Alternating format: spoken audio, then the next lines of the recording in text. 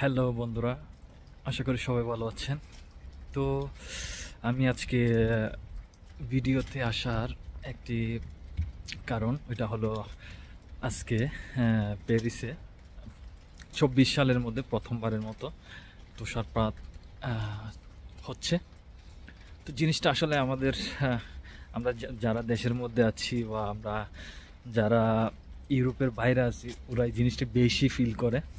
তো তাদের জন্য ভিডিওটা মোস্টলি। তো দেখেন আসলে কি পরিমাণ তুষারপাত হচ্ছে আজকে প্যারিসের মধ্যে। জিনিসটা আমি আসলে অনেক উপভোগ করছি। সকালে উঠে দেখি অনেক পরিমাণ তুষারপাত হচ্ছে, যার কারণে চিন্তা করলাম একটু গিয়ে নিজেও একটু ফিলটা নিয়ে নিই। তো সাথে আপনাদের সাথেও শেয়ার করি। অনেক পরিমাণ তুষারপাত হচ্ছে, অনেক পরিমাণ। আসলে অনেক ঠান্ডা, তারপরও জিনিসটা আসলে খুবই উপভোগ্য। তারই প্রেক্ষিতে আমি ভিডিওটা ধারণ করছি।